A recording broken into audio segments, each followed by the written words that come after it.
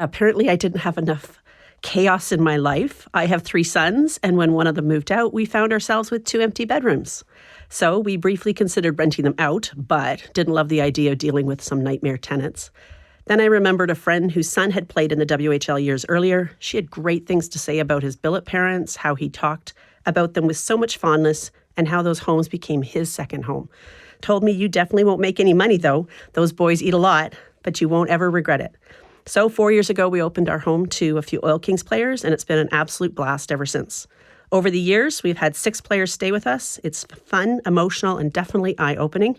Watching them get traded, released, or age out has been tough, especially for our youngest, who's now 13. But there have been so many great moments and valuable life lessons. Being around athletes has given us a real window into the world of professional sports. It's not always glamorous. One day you're playing in Edmonton and the next you're traded and packed up for a whole new city. It's such a different life from mine, and I've really appreciated the chance to get to know them and support them along the way.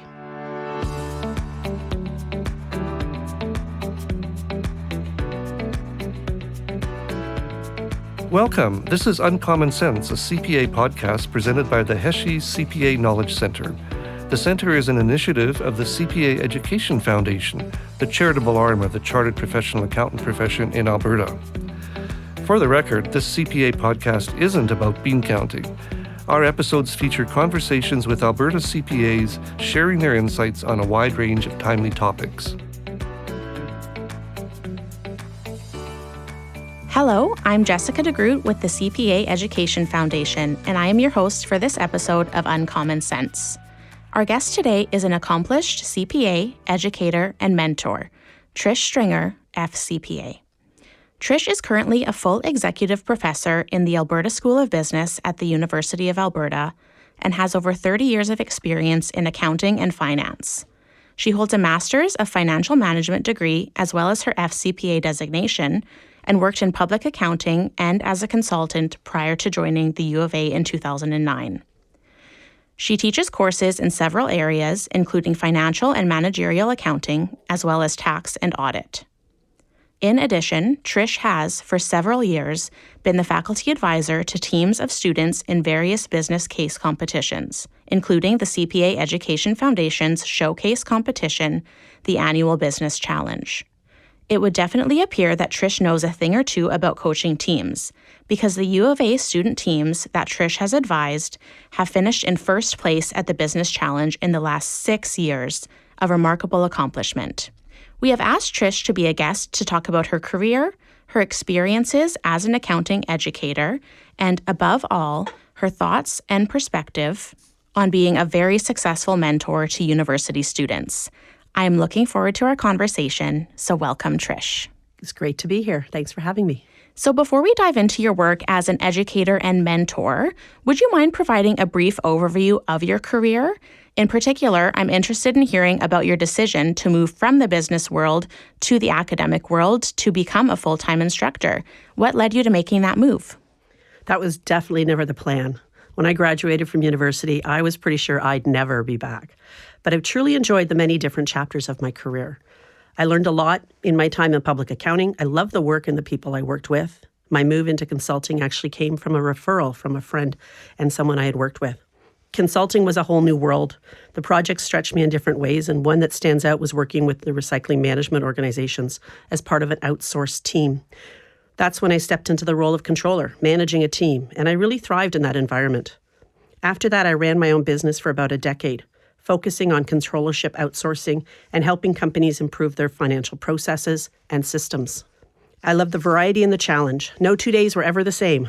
One of my team members once told me I should teach because I explained things in a way that finally made sense to her, something she hasn't experienced in school, unfortunately. I laughed at the time because I'd never pictured myself as a teacher. But when I had a chance to teach Microsoft Office products at the Edmonton Mennonite Centre for Newcomers, which is now called the Newcomer Centre, I realized it was something I genuinely enjoyed. It actually felt like fun. That experience led to teaching in the CMA Accelerated program and eventually to a sessional role with the University of Alberta's School of Business. Somewhere along the way, I realized what I loved most was working with people, explaining things, helping others grasp complex ideas, and seeing that light bulb moment when it all clicks. When the opportunity came up to teach a course at the university, I gave it a try and I was hooked. One course turned into 2, then 3, and eventually I transitioned to a full-time academic role. It felt like actually a natural evolution. That's great. I know. I think a lot of us, once we finally finish our post-secondary education or even maybe high school in some cases, we can't even imagine continuing on or going back for more. So that's great that you found such a valuable spot within that world. So before unification of the accounting profession in Canada under the CPA banner in 2015, you had earned 2 of the 3 legacy accounting designations, the Chartered Accountant and the Certified Management Accounting designations. Why did you decide to earn both of these designations? When I graduated from university in 92, Canada was in a recession with high unemployment, and many new grads, especially like me, didn't have a job lined up. My plan had always been to pursue a chartered accountant designation, but that required a position with a CA firm, and I didn't have one. One of my professors actually suggested I consider the CMA instead, since it allowed more flexibility in where you could work, as long as it was in accounting. I took his advice, wrote the CMA entrance exam, passed, and began working towards that designation. At the same time, I was fortunate to land a job in a CA firm. So now I was on both paths. I decided to finish the CMA, and later, while working at KPMG in Edmonton, I started thinking about whether I should also pursue my CA. At that point, becoming a partner in a CA firm still required the designation, but that wasn't a goal of mine. I spoke to a few people, get their perspectives, but actually it was my aunt's story that stuck with me. She had worked for years as an RNA, a registered nurse assistant.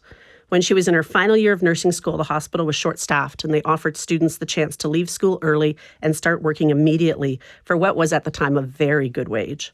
She took the job thinking she'd go back and complete her RN later, but life got busy. She never did. And so nearing retirement, she told me she regretted not finishing her RN. And she said, if getting your CA is something you might ever want, just do it. That advice hit home. I didn't want to look back with that kind of regret, so I went ahead and earned my CA as well, and I have never regretted it. Oh, that's great. It's always good to hear those kinds of stories, and I'm sure that's something valuable that you can pass along to your students as well. So kind of transitioning into your role as an educator, what do you like about teaching at the post-secondary level? I like the challenge, not just the content, but finding ways to take those technical, complex matters and make them understanding and relevant. There's something really rewarding about taking a difficult concept and explaining it in a way that suddenly clicks for a student. Many of my students are generally eager to understand how the material connects to the real world. They want to be able to apply it in any future job roles. Seeing that moment when it finally clicks for them is one of the most satisfying parts of my job. I also really appreciate how much students challenge me. They ask thoughtful, sometimes unexpected questions that push me to think more deeply and stay sharp. Mm-hmm. It keeps the material fresh, reminds me that learning is actually a two-way street. Mm-hmm. Yeah, for sure. How has the teaching of accounting changed and evolved over the past 15 years? Teaching has definitely changed. When I started, I was using a whiteboard and writing everything out in real time. Now with technology like digital whiteboards, your learning management system platforms, and tools like Excel and Crowdmark, the way I deliver content and the way students interact with it has really evolved.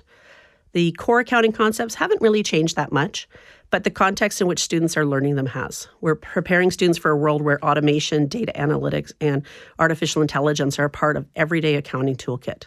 So while the fundamentals still matter, how students apply them in practice is shifting. That means I have to emphasize not just technical knowledge, but also critical thinking, adaptability, and communication. Students also expect a different kind of learning experience than they did 15 years ago. They want relevance, they want to be interactive, and they want clarity on what they're learning and how it's going to be used in real life. So it's pushed me to be more creative and more intentional about connecting theory to practice. Looking back, was there a time where you feel like there was a sudden shift in change? Like, I know a lot of people talk about COVID and how everyone really had to shift during that time. Is there a time that you can remember where things really changed significantly in terms of teaching? I know before COVID, I started recording my classes. I had students say, I can't make it to class because I've got a sports event that I'm participating in. I've got, I'm sick. There's something like that going on. So probably 2 years before COVID, I actually switched to recording class and posting. And so that made a big difference in how do you make or encourage the student to actually watch the recording if they didn't come to class. Mm-hmm. And so that's changed a lot. Of course, COVID had a huge impact with people being required to do things online. And I think that's continued since, that students were like, hey, we had that ability over COVID, why can't we do that now? But again, you have to make sure that they're going to succeed with doing that. Because I know myself, if I'm having to, if I'm on an online call with somebody, if it's one-on-one, not a big deal. But the minute I've got multiple people that are on the call, we tend to do something else. We're on our phone. We're on another screen doing something. So I think it's how do you keep them focused? How are they learning even if you do an online course or program? Yeah, kind of incorporating the best of both worlds to optimize the learning experience. Absolutely. How have new technologies such as AI, data analytics, and so on affected how accounting is taught and the content of accounting courses? I think new technologies like AI and data analytics have definitely influenced how we teach and what we teach in accounting. On the content side, there's a huge emphasis on data literacy. Students need to understand how to interpret and work with data, not just how to prepare financial statements. And that's led to integrating tools like Excel, Power BI, and data visualization into our courses. AI is also changing the conversation. We now talk more about automation, how routine tasks are being handled by software, and what that means for the role of accountants moving forward. It's less about memorizing rules and more about understanding systems, exercising that judgment, and being able to explain the why behind the numbers. And from a teaching perspective, these tools help us. We can now provide more real-time feedback, use simulations, create more interactive and engaging learning experiences. So it's not just the content that's evolving, it's also the way we deliver it. Yeah, thank you for that. I would like to turn now to your work as a faculty advisor for the U of A's case competition teams, as well as your work as a student mentor. First, for listeners who might not be familiar with case competitions, can you briefly explain what a case competition is and how students can get involved with them? Oh, sure. A case competitions, it's a business challenge where student teams are presented with real-world scenarios, often based on an actual company or industry issue. The teams usually have a limited amount of time to analyze a situation, develop a solution, and then present their recommendations to a panel of judges who are usually industry professionals or company representatives. In some cases, the solutions proposed can even influence real business changes and decisions. What makes them so valuable is that they mimic what happens in the real world. You need to quickly understand the problem, identify key issues, weigh alternatives, and build a compelling recommendation. Students are expected to show not just technical knowledge, but also strategic thinking, great communication skills, and an understanding of implementation, cost implications, and potential risks. It's definitely a great opportunity for students to apply what they've learned in the classroom to a practical, high-pressure setting and to get feedback from professionals in the field. I know even as a non-CPA, myself attending the Education Foundation's Business Challenge, I always look forward to what the students are going to come up with and hearing why they think that the business should do certain things or why they're advising against it. It really is great to see how their minds work. And some of them are so amazing and confident in their answers and their advising to the business. So it really is a cool opportunity.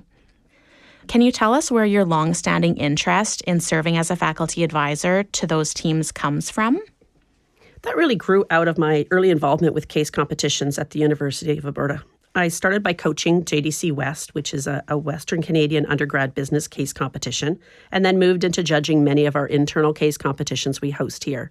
And then I was a faculty advisor for a couple of years for the JDC West teams. And more recently, I got to go to Thailand for an international case competition. So what's kept me involved is seeing firsthand how these experiences are for students. Internal case competitions especially are such a valuable part of developing a well-rounded business education. They give students a chance to apply their knowledge, think strategically, and build soft skills like the communication, time management, and teamwork, all in somewhat of a high-pressure but supportive environment. I love watching the students grow through the process. Whether they win or not, you can see their confidence build, their problem-solving skills sharpen, and their ability to present ideas improve with every competition they do. That's incredibly rewarding to be a part of. Yeah, I can imagine. And what is the role of a faculty advisor for the case competition teams, and how do you approach that task? Well, you have to start with selecting the team. It's important to have a really good mix, not just in terms of skills and academic strengths, but also personality and team dynamics. You want people who collaborate effectively, challenge each other constructively, and bring different perspectives to the table. Once the team's in place, the focus shifts to practices. You don't want so many that the students become robotic in their delivery, but you want enough to build confidence, sharpen their thinking, and help them present a solution that feels both well-developed and authentic. The goal is for them to walk into that competition room believing in their solution, that it's not just good, but something the company could actually implement. I also want students to enjoy the experience. There's something energizing about being part of a team where ideas bounce around, evolve, and come together into something really impressive. That creative process is just as important as the end result. As a coach, part of my job is to give honest feedback, even when it's tough. If a team's underperforming, I need to challenge them to dig deeper. If they're doing well, I'll still push them to stretch themselves further. It's a balancing act, knowing when to be critical and when to build them up. But that's where the growth happens, and it's incredibly rewarding to see. Mm-hmm. I remember thinking back to the business challenge, hearing them work on the case and all of the chatter that's the nonstop chatter that's going on, and seeing them work so well as a team and then coming out, like I said, with that confidence to present their ideas. So is it difficult to find students that want to be part of the case competition teams, or has that kind of become a competition in itself? Well, definitely for the CPA Business Challenges, it's a competition to get on the team. Mm-hmm. Part of that's the prize, because there's money involved, but it's also the reputation. Students know it's a well-organized, professionally run competition. Some of my family members compete in triathlons and marathons, and they won't go back to an event if it's poorly run. And I think the same applies to case competitions. These aren't situations where you want chaos. You want structure, support, and a fair playing field. The CPA Business Challenge delivers on all of that, which makes it appealing to students who take the experience seriously. At the University of Alberta, we're lucky to have strong case competition culture. There's lots of internal competitions, international opportunities, and of course, as I mentioned, JDC West. So the talent pool is deep and diverse. That said, building a great team isn't about picking the most experienced students either. It's about balance, experience, but also fresh perspectives. Sometimes having a mix that includes first and second year students brings energy and creativity that more seasoned students really respond to. So it's all about the right combination. Mm-hmm. Have you ever had a team that doesn't jive well together? Like maybe there's a clash in personality and you've had to kind of interject in that way? We've definitely had that not with the CPA Business Challenge. I do tend to choose students who have done a number of case competitions together. Mm-hmm. And I sometimes will choose a captain to the team and let them choose who they work best with. Mm-hmm. But I want to make sure there's a mix of students from each discipline to a certain extent. I don't want, no offense to myself, but I don't want 4 accountants on the team because they don't necessarily bring the same thing as maybe someone from HR or someone from marketing or finance can also bring to the team. So having a nice mix is really good. Okay, so some of your students aren't necessarily accounting majors. They're in other disciplines as well. Absolutely. Okay, yeah. That's really cool to know. And what do you think the students learn from the experience of being on a case competition team, whether they win or lose? Oh, the growth, definitely. I've worked with students who come back year after year, and the transformation in their confidence, critical thinking, and communication is really remarkable. You might think that not winning would be discouraging, but often it's the opposite. I've had students watch the finalist presentations, kind of like what you were saying, and come away inspired, saying things like, wow, that team was amazing, or noticing that how the same case can be tackled in such different, effective ways. That kind of reflection is really powerful. Sometimes not winning helps students better understand their own gaps, whether it's in strategy, presentation, or teamwork, and that's okay. The important thing is that they pick themselves up, take the lessons, and apply them for the next time. Growth doesn't just come from wins. Often it comes from the setbacks. Mm-hmm. Yeah, and I'm sure as they're, if they don't make it to the final round, as they're sitting there watching the presentations, they can see, oh, okay, now maybe it's really obvious why we didn't make it. And, this is what I need to work on, and this is what we need to work on as a team. So I'm sure that's really valuable for them no matter what. Absolutely. So what do you as a faculty advisor take away from the competition in terms of your learnings and insights? Well, again, it's just how much I continue to learn from the students, from the cases, from the judges' feedback, watching how students approach problems, often in ways I hadn't even considered, challenges me to stay open-minded and keep evolving in how I teach and how I think about business issues. It's also a reminder that teaching isn't just about delivering content. It's about helping students build confidence, resilience, and the ability to work under pressure. Being a faculty advisor keeps me connected to what students are capable of outside the classroom and what insight shapes how I support them inside the classroom as well. And honestly, I find it energizing. The creativity, the teamwork, the moments where everything comes together, it's a great reminder of why I do what I do. Mm-hmm. So let's talk about your role as a student mentor in a broader sense. I know that you have served for many years as a mentor to students beyond your role as faculty advisor to case competition teams. Based on your experience, what do you think are the keys to being a good mentor? What characteristics distinguish the best mentors from the rest of the pack? To me, being a good mentor starts with feeling approachable and being authentic. Students need to feel comfortable coming to me, not just with help with academics or career advice, but with real conversations. I don't believe in sugarcoating things or just telling students what they want to hear. Constructive, honest feedback delivered with respect still is really far more helpful in the long run. It's not about being intimidating or having all the answers. It's about helping students build confidence, think critically, and make thoughtful decisions. One thing I've noticed, especially in the world of CPAs and academia, is that people sometimes default to big words or overly technical language that can create distance, whether intentional or not. I try to avoid that. I prefer to speak plainly and clearly in a way that students can connect with. If the goal is to help someone grow, clarity and honesty will always go further than jargon. Some of the best mentoring, I believe, happens outside the classroom. I make a point of attending a number of student-led conferences like the Rocky Mountain Business Seminar and the Network of Empowered Women, as well as dinner events and networking nights. Those informal moments where you can connect on a more personal level are often where I find the most meaningful conversations happen. The mentors I admire most aren't distant role models you only hear about. They're present, engaged, and generally interested in student success. And that's the kind of mentor I want to be. Yeah, I think those kind of informal opportunities, like you mentioned, are really key to developing those relationships and becoming more approachable. I can think even like with my coworkers, that's kind of where you get to know each other best is, outside of the meeting room and when you can, get to know each other and chat further about your personal lives and just develops that relationship further in a different way. Yes, exactly. So what do students need from mentors?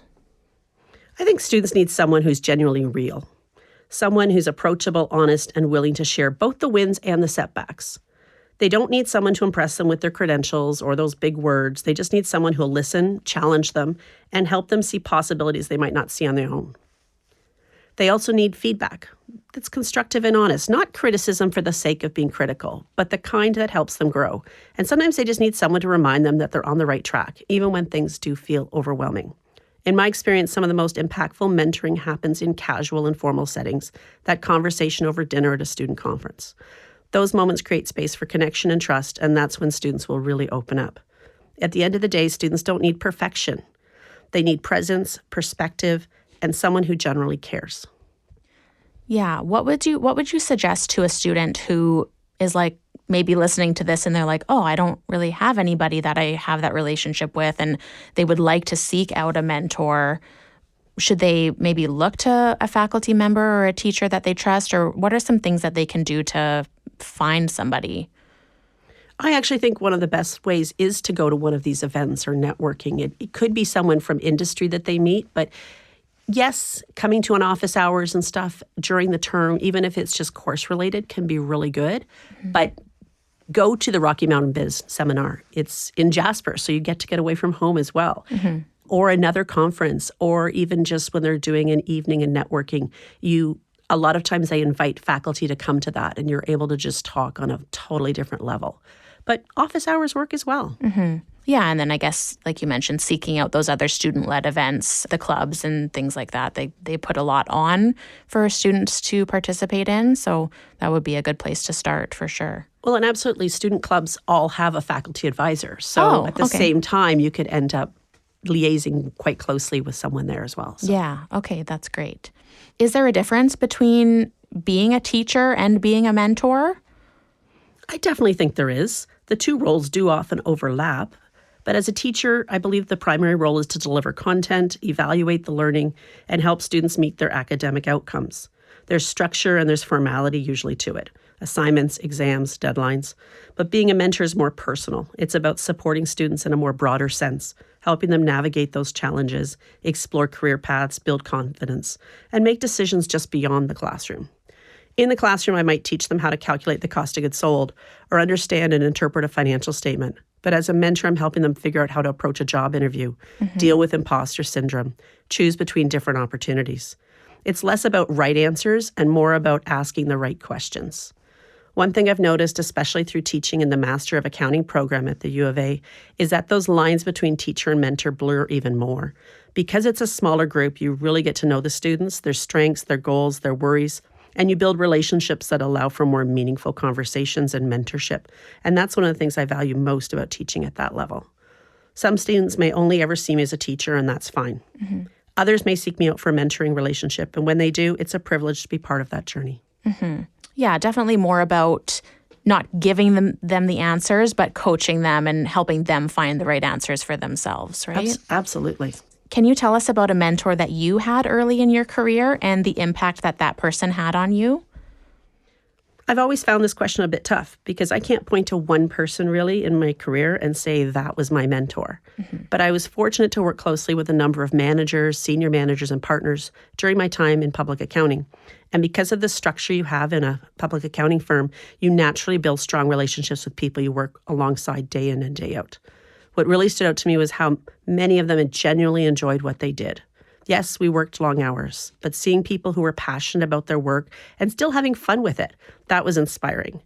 I think that's where my own love of accounting really started to grow. I wouldn't say I had one, but several people shaped my thinking. People whose example reminded me that it's okay to enjoy what you do and still be excellent at it. That mindset has guided every shift in my career. I've always wanted to make sure I was enjoying myself, learning something new, and, wow, most importantly, still living the dream. Mm-hmm. And on the flip side, I've had people tell me in one way or another, you can't do that. Oddly enough, I've taken a lot from those moments as well. I could be pretty stubborn, and when someone tells me something isn't possible, it usually makes me more determined to prove that it is. Mm-hmm. Yeah, it's kind of funny because it's not like you're going to someone and being like, will you be my mentor? It's more so you might have multiple people in your life who you go to for different areas. You might have somebody related to your career or your job aspirations, somebody, that you seek to or that you go to for answers about your personal life. So there might just be multiple people, and I think that's great. Exactly. So based on your work as an instructor and mentor, what are you seeing in terms of the level of interest among students in earning the CPA designation? Is it still a popular and desirable career path? I know that there are a ton of business majors and minors now, some of them that I've never even heard of. So is that still something that students are looking towards? Oh, I definitely think so. I think it's really still popular and a desirable career path, especially among students who are looking for long-term stability, professional growth, and the opportunity to make a real impact. I've also noticed a shift in mindset among some students, though. There is a growing attraction to career paths that appear easier, ones that offer fast success or visibility like gaming, content creation, or being a social media influencer.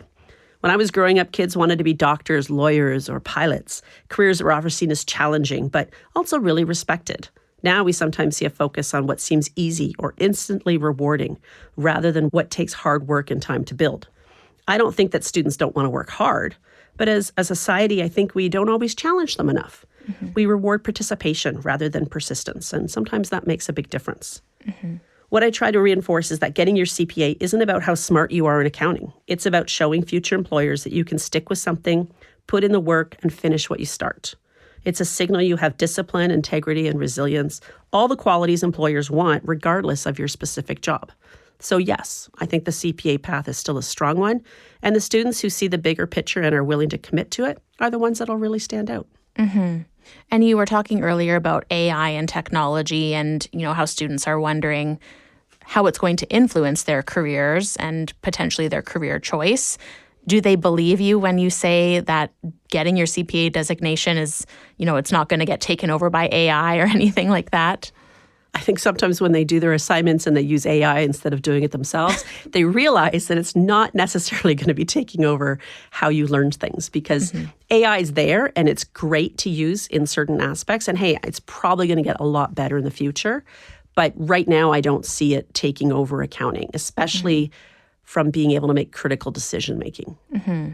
Yeah, I think there's a lot of focus too with folks that pursue their CPA designation, having those interpersonal or soft skills that just can't be replicated by AI or technology. Definitely not.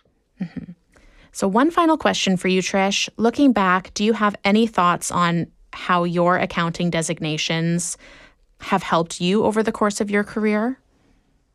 Oh, absolutely. Both of my designations have helped me immensely through my career. I've always appreciated that I actually pursued both designations because they gave me different strengths.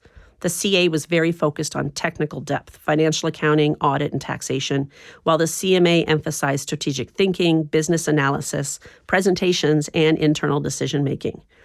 What I love about the CPA program today, and what the University of Alberta Masters of Accounting program and CPA Alberta have done really well, is how they've combined both of those legacy programs. Students now get the technical foundation and the broader business lens. For me, having that very background has made a big difference. It's allowed me to adapt to different roles, respond to whatever I'm being asked to do, whether that's public accounting, consulting, working in industry, or teaching. And in the classroom, it's been especially valuable. I've taught across all the disciplines from financial accounting, managerial accounting, audit, taxation, and I actually really enjoy the variety. It's helped me stay engaged, and hopefully that passion is something the students pick up on as well. Mm-hmm. Wonderful. That's such a great answer, Trish, and I think it's the perfect way to end our discussion. So thank you so much for taking the time to be our guest today. I have the opportunity to observe firsthand the work that you do with your case competition teams, and I've seen the respect and appreciation that your team members have for you and your dedication to their success. So thank you so much again. It's been great. Thank you for having me. The Uncommon Sense podcast is presented by the CPA Education Foundation and funded by the Heshie CPA Knowledge Center. The Knowledge Center was created through a generous donation to the CPA Education Foundation by the late Brian Heshie. Brian was a distinguished Albertan, business leader, CPA, educator, and community builder.